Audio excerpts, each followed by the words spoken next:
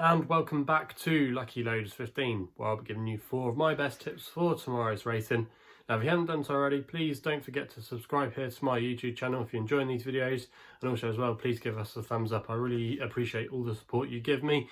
But yeah, away from that, I'll quickly just reflect on our performances today. In the end, it was another good day for us, as for the second consecutive time we had a nap and next best win, so happy days there. And also as well, that was our third winning nap in a row. Obviously we had Chattered Love on Thursday, we had Does He Know yesterday, and then today Good Effort was our nap of the day, and he did it in fine style for Ray Dawson and Ismail Mohammed. Got out to the front, dictated all the race all the way from the front, and it was a really nice performance in the end. And he had 1 over 6 furlongs, so you always thought if he did get clear, he should last home, because he did have maybe a little bit of extra in reserve. So yeah, a nice performance from Good Effort there, and I hope some of you took the advice and backed him. Pressure Luck was a winner for us. So Utoxter did make 1 or 2 mistakes at a couple of crucial moments, but in the end I think his class got him home, and I think actually if he steps up in trip later on down the line, he won a point-to-point over 3 miles, where the form of that race worked out really well. I think when we see him go up in trip, he's going to improve even further. So yeah, Pressure Luck, definitely a horse to keep note of for future races. And then at Cheltenham today we had 3 tips. Okay, we had no winners, but 2 of them got some nice each way returns. Probably the most agonising of them, even though they were both a bit agonising, was Sky Pirate, who was travelling like a dream, and I was counting the money before we came into the home bend. You know, you just saw him travelling so sweetly. Okay, we know he is a horse that doesn't often find for pressure, but you thought it just might see him through, just keep on travelling the way he was, you know, because he did look like the winner. And at the second last, he just made a bad mistake that really cost his chance, and it just threw away his momentum. To be fair, it was amazing how he was still able to race, but he plugged on, he battled hard, he tried his best. We know he doesn't find much under pressure, you know, but he still ran a valiant and game race. And okay, yes, he did finish in 5th place, but we did advertise him with the extra places, and the majority of bookmakers anyway were paying 5 places. We recommended him with 6 at 16 to 1. So if you took my advice and got the 6 places at 16 to 1, happy days there. You would have got some nice each way money. And also as well, we got some each way money with What's Up With You for Ben Paulin, who I thought when Luca Morgan kicked into the home turn, I thought we had the race in the bag, you know, but as he got further up the Cheltenham Hill, he just started to get tired, looked a little bit idle, made a couple of clumsy jumps, and I think it was Stimulation Song was the winner in the end. Paddy Brennan, you know, he bided his time really well, and yeah, came with a late run to pick up the pieces. But like I said, we still were able to get the place money there. Advertised at 10 to 1 each way last night here on my YouTube channel, and was very well gambled throughout the day. And I think in the end went off around about a 5 to 1, 9 to 2 chance. So yeah, a lot of money around for that horse. You can see why he ran a great race, but in the end he was just picked off in the closing stages. So it's been a good day for us here on the YouTube channel. Our form has really picked up since Wednesday when we had a 14 to 1 winner, and the last couple of days have been good as well. So yeah, hopefully we can continue that form into tomorrow, where it's going to be the final day of the November meeting, and arguably I think it's going to be the best day tomorrow actually of all 3 days so far we've seen at Cheltenham. So fingers crossed, a lot of nice horses on show tomorrow, and I'm going to be giving you a few selections there, and also as well 1 at Fontwell, but that will be coming with my last tip of the day. So let's kick off with the first selection. It's going to be running in the grade 3 handicap chaser 150 at Cheltenham, and this is where we're going to be going with my next best tomorrow, and that is Discorama for Robbie Power and Paul Nolan, the Irish Raider here. You can currently back him at 4 to 1, and I think this could be his day. He's a horse that sometimes is hard to win with, and to be fair to him, you can probably say he's been unlucky. You know, he's run 2 crackers at the Cheltenham Festival in the last couple of years. He finished 2nd in the Ultima behind the conditional earlier this year when he ran a great race, and also as well he had that epic duel with Le Bruy in the National Hunt Chase a couple of years ago, where the pair were miles clear, you know, and he just got out battled on the line. So yeah, yeah, this horse has got some decent form in the book at Cheltenham, and I just think tomorrow can be his time.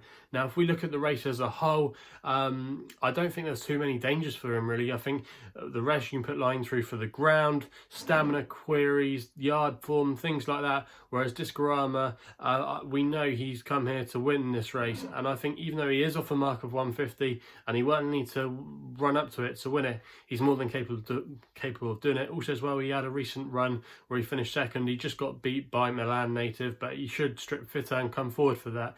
And I'm just hoping that his day in the sun can be tomorrow, even though it is going to be probably gloomy again at Cheltenham. They're going to be expecting a lot more rain. It's probably going to be getting softer, and that wouldn't be a bad thing for him. Discorama can handle the soft conditions, no problem. And with Robbie Power booked, who seems to be finding his stride now, he had a double at Cheltenham today.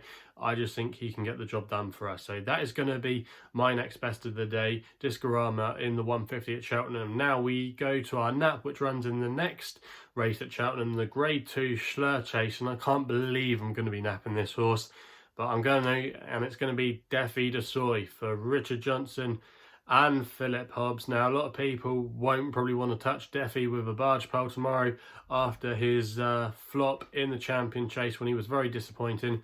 Obviously was very well fancied, odds on in the end with that depleted field, but he wasn't able to take advantage of that, and in the end he was tailed off, and I don't know, I can't even remember if he actually finished the race, but he was well beaten.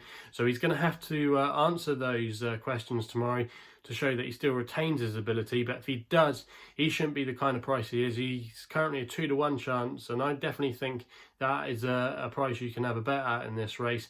I think the opposition tomorrow aren't that good and definitely have some question marks over them. I think Rouge Vif, if it continues to get soft, he won't like the ground. And also as well, despite his emphatic win in a handicap at Cheltenham last time, the form of that race didn't work out too well yesterday. Quite a few horses in that race took on Magic Saint and Fanny-Anne d'Estraval, and they weren't really able to put themselves among the placings there. So yeah, that was let down slightly. Put the kettle on. I know a lot of people will like her. She will get the mares allowances as well, and she won at this meeting last year in the Arkle trial. She won the Arkle as well.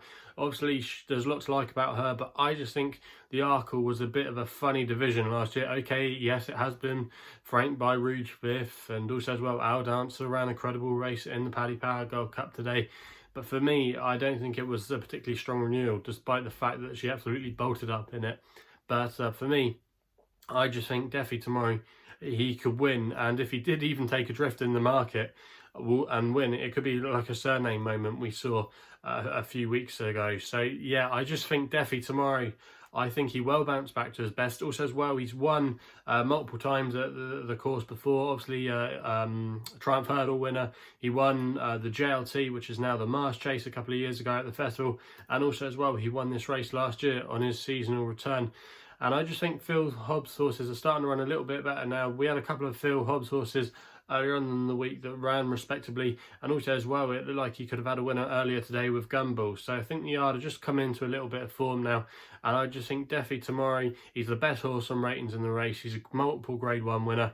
I just think tomorrow can be his day, and he will return with a bang and show everybody that he's still got his class. So yeah, Defi de Seuil, a bit of maybe a risk for some of you, and also as well some of you might want to are still loyal to him and want to be getting stuck into him. But for me, yeah, Defi de Seuil tomorrow, he's going to be my nap of the day, and I really fancy him to get the job done for us tomorrow. So yeah, that's going to be the nap for tomorrow. We then go with the Longshot, which runs in the 3 o'clock, the Greatwood Hurdle, one of the feature races of the November meeting at Cheltenham.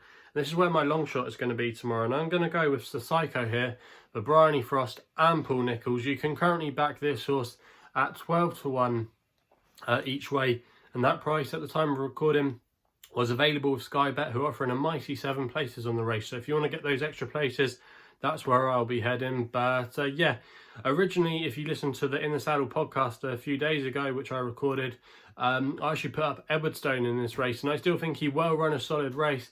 However, like I've already mentioned about the ground getting softer, I just think that might leave him a tad vulnerable, and I would want to go on something that's got proven, that is proven on the ground. And for me, I think Sir Psycho could hold the answer. Now, despite being a 4-year-old, Paul Nicholls has done really well in this race in the last a few years with 4-year-olds. He won it back in 2016 with Old Guard, and also as well he won it with a horse called Brampoor for Harry Deering when he was riding back then, who's now an assistant trainer to Nicholls. So Psycho brings quite a good level of form into here. He's already had a recent prep run as well, which was probably over not an ideal trip for him. He ran in the Silver Trophy, which looked quite a good renewal of that race, behind T Clipper, Flash of Steel.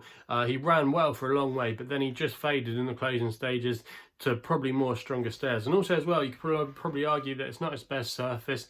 When there's been soft and heavy ground around from last year, he really did show he was a classy horse. He bolted up at Haydock, he won at Exeter, beating Bullionaire, who's no bad horse on his day, you know, absolutely bolting up, you know, on those testing ground. And I think that's going to suit to his strengths tomorrow. And this horse, if you go back and watch the replay, he was still travelling strongly with a couple of flights left to go at Chepstow. So, yeah, dropping back in trip tomorrow shouldn't be a problem. Also, as well, Nichols' team are in great form. And going back to the Triumph Hurdle, actually, when he finished in 5th place, that was a good effort. Now, a few judges were saying a few weeks ago, oh, the Triumph, probably a terrible renewal of the race, wasn't as good as it first looked. But if you now look at how the race has developed in the last couple of weeks, we've had the likes of All Mankind. Yeah, he didn't do so well on his hurdle return, but he won very impressively on his chase debut at Warwick. And also as well, don't forget Aspire Tower, who beat Abacadabra. So the form doesn't look too bad from the Triumph Hurdle, and I'd be willing to give it a chance, you know. And I just think tomorrow, Sir Psycho, he's a 4-year-old. He'll handle the conditions. Trainer in form. Trainer knows what he's doing with 4-year-olds in this race.